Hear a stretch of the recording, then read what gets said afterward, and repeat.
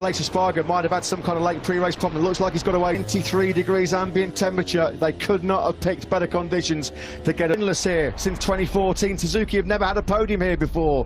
Will the 8 months or so. Who will be the king of Qatar here tonight? Well, we're about to find out as the riders sweep through a championship in history. It looks like the most unpredictable. Moto GP has it all. Indeed it does.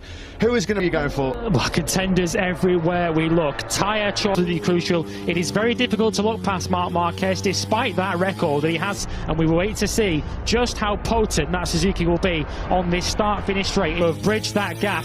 We're about to have all the answers.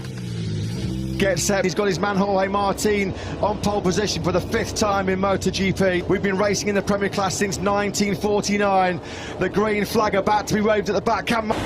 It's lights out and lift off for MotoGP in 2022 in Qatar. Not a bad start for the poleman Jorge Martin, although it's Hondas who lead. From Brad Binder, who's up into 3rd place. He's trying to go right around the outside of Marc Marquez. The two gained at least 4 places, and he's got both factory Ducatis and the poleman behind him.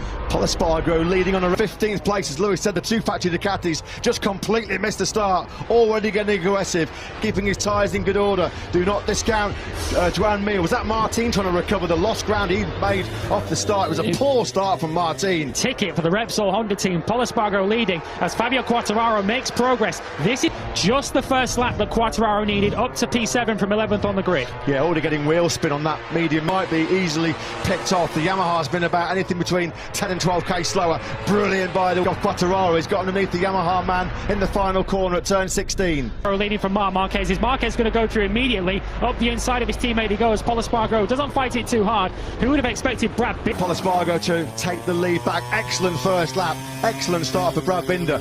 We've always said he's a Sunday man. Absolutely. He's ahead of Enea Bastianini, who is the leading Ducati on the road. Dropped 6 places to 19th. The Ducatis just did not get away. That's been a shocking start to 2020. Rear tyre on was Brad Binder now. That should pay dividends, you'd think, in the second half of the race. How much will Spargo mold? That's what so many people told us in the paddock so far this weekend. It's going to be all about the last 6 or 7 laps and who's conserved the tyres the best. Spargo looking good at the front of this race. Joan Mir, though, is a key. Joan Mir is able to hold the slipstream, and he's able to hold Enea Bastianini behind him, although Bastianini is the fastest rider on track. Well, Bagnaia and Miller need us 1:54.953. That's the best lap of the Grand Prix we've seen so far. Fair play to the Italian. It's the first few laps of the race to make his way through the pack. He's got all the Ducatis behind him. He's got Alex Rins just closing in. Rins is one of those who are expected to make progress through this race. Something on Sunday. He had a bit of a sprinkling of the old Valentino Rossi magic, didn't he? He's coming under pressure here, though, from Joan Mir. Can't show his front wheel to Mir. There was Aleix Spargo then, still in 6th place. Head of Fabio Quartararo. Are able to run this pace. He said yesterday after qualifying that was as good as he had. That was as much pace as he had to qualify 11th on the grid. And at the moment he's finding this pace a little bit. 10th place on this lap. Here comes the Suzuki.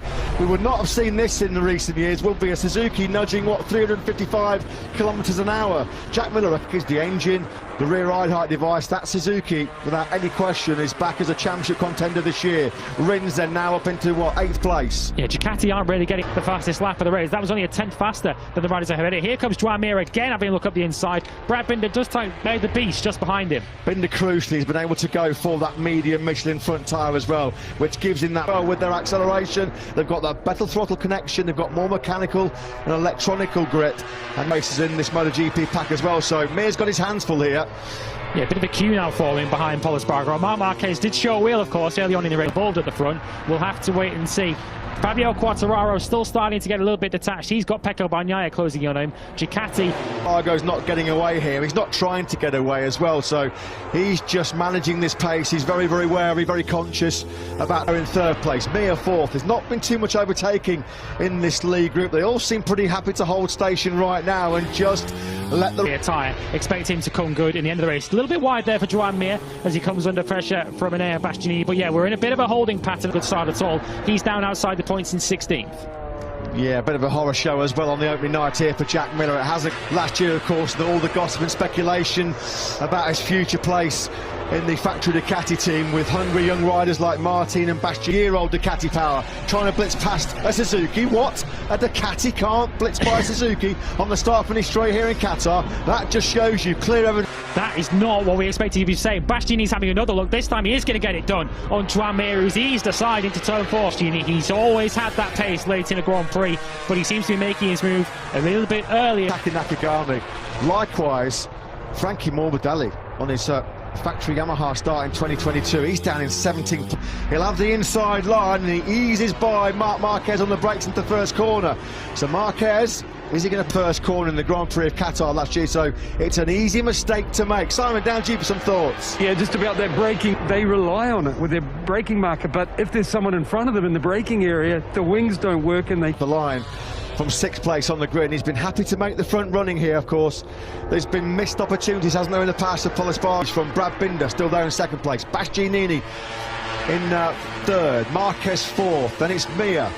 And Lacia Spargaro picking him off. Yeah, Mir's getting a bit beaten up here, isn't he? Getting a bloody nose, the former world champion. Miller must have some kind of problem, and as Lewis said, he's dropped all the way back. There's a yellow flag as well.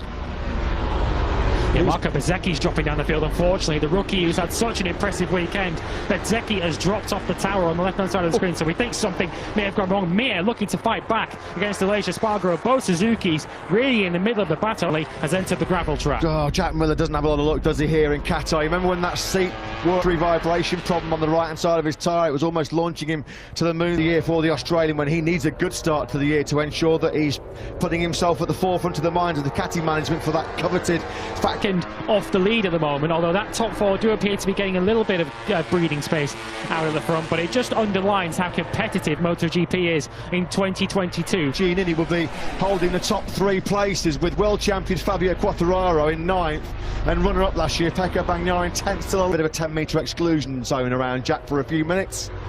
Yeah, this isn't the red mate Marc Marquez. Will that still give up good grip at the end of the race? Brad Binder perhaps sitting pretty in 2nd place, but they're way out of contention at the moment. Yeah, I suppose the big question in terms of victory hopes here, can behind his teammate Joan Mir. He in turn then's got about 4 tenths back to Marc, confident in his race pace on the factory Aprilia. The pace then drops to a 1:54.465. Here's the... Say a cuss word and the word electronics. That's really cruel for Jack. TM were in a world of trouble. They seemed in all sorts of problems. Seemed in a world of trouble back in pre-season testing. They made a step forward at the Mandalika test, but we never thought that we'd see Brad Binder. Well, now trying to get the switches, aren't they? Switch the mappings to try and maybe preserve a bit more tyre life as we get into the 2nd half of this Grand Prix. Miguel Oliveira looks like that's on the outside of turn 1. Well, unfortunately, this just continues his horrendous run. He scored just 9 points in the last 9 races of last year with 4 DNFs, and unfortunately... Whether Marc Marquez is just sitting pretty in 4th place. He seemed to want to talk his chances down over the course of the weekend of challenging for the win and for the podium. It's pretty clear at this... Of course, the boss of the Gresini team, the widow of the late former 125cc world champion Fausto Gresini, fantastically carrying on. Fausto, can't believe it. What a disastrous night for the Ducati Lenovo team. Jack Miller already out, and bitterly he runs over to console Jorge Martin. Spargaro, look, he's already looking if he's making a bit of a gap out of the front. He's a 1/4 of a second, 3/4 of a second, should I say, clear. Joyous, they took their first ever podium lockout in Valencia in their Grand Prix history since they arrived on the red bike so far this weekend. Now they're just still moving some of the debris, aren't they? That's why the yellow flags have still been acting so good, so strong at the front of this Grand Prix still. Let's quickly get a tech observation from Simon. Switch it down to lower power to do the race till... Yeah, thanks for that, Simon. You just wonder now whether Bastianini, Marquez and Lacia Spargaro are going to find a way through on Bradford last year, but Bastianini sweeps on through. Beast mode engaged yet again. He knew he had to make that move. He could see Polispargaro just starting to put a bit of daylight at the... Can he now close the gap on Polispargaro, and crucially, can Marc Marquez quickly make the move? Bastianini wide, he's just going to hold it. Marc Marquez as well, so Enea Bastianini is still, of course, doing an amazing job as we come into the final sector on this lap 14. Yeah, much of that lap lead that Bastianini lost, those 3 tenths in that second half of the lap. Pecco Bagnaia, the pre-season title favourite, no points. This was Fausto Gresini's dream. He'd put all the foundations in place to bring back his own team. Yeah, we know what happened, but I think Jorge was rather lucky. He might be sore tomorrow, but... He'll be in the podium places at 2/3 distance in this Grand Prix is quite exceptional. You rode on board a moment ago with the world champion Fabio Quartararo. That gap now under a second. Fabio Quartararo at the moment moment, history. This is 136 MotoGP start. He's never had a single win. I think Pol Espargaro had it in him. They didn't think he had this resolve. They didn't think he had this speed. But here he is, putting up a... Now, in his 0.8 of a second. So Bastianini is starting to close in. But another rider with good late race pace. Espargaro, there's nothing wrong with the top speed of that factory Aprilia as well. Can we see the Espargaro brothers soon to be fighting together for the podium? Only ever happened twice before MotoGP since Nobuatsu and Takuma Ryoki at Imola back in 1997. 25 long years ago. 5.5 to go. Binder at the moment looks like he is able to streak away from Marc Marquez. Here comes Aleix Espargaro up the inside, and he leaves an elbow on Marc Marquez. Giannini, we talked about it so many times last year. He was the master of tyre preservation. How many times did he come from so far back? He's just set the fastest lap of the fence. Pol Espargaro trying desperately to cling on here to what will be a famous victory. On course though for an emotional win will be the 2022 season, and we have two riders battling it out for their maiden Grand Prix victory in the class. Yeah, now he's going to try and use a bit of Ducati. He's not through choice, of course.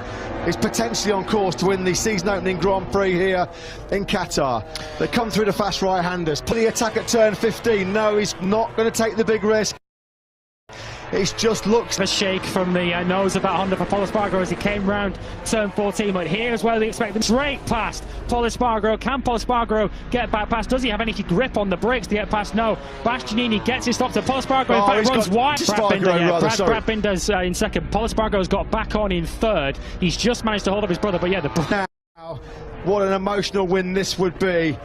Oh, this team was set up by Fausto. But this is the rider that they're all trying to catch, and Enea Bastianini continuing to lap pretty solidly in the 155s. Brad worked out, although at the moment he's hanging on to the podium. He's coming under pressure though from his older brother Pol Espargaro. There's a bit of bragging rights at stake here, as well as 16 points for the race. A 154.6, that was 0.8 faster than Fabio Quartararo. So Quartararo actually might lose. Seeing on this final lap is between the two Espargaro brothers. Here they are. Pol Espargaro running in third position. And he hopes behind him. The tears are already flowing. We can't underestimate MotoGP. He loved and lived for racing, and there his Enea Bastianini has what, just over 5.3 kilometers to go between him. Lose this one. Brad Binder though, second place incoming for the first Grand Prix of the season for the factory kit. Enea Bastianini on the Gresini Racing Ducati, the year-old GP Ducati 21. He threatened this when he topped the top. Right the way down to the checkered flag, but only two more corners. Supreme in the Middle East. What an emotional victory for Enea. Espargaro does indeed hang on for third spot. Aleix Espargaro takes fourth. Did get Quartararo on the last lap. We'll just pause for a moment. At the garage, tears start flowing, and you can understand why. What an incredible former team boss at Fausto Gresini, the man who gave him his big break in Grand Prix racing as a Moto3. History made on the opening night of the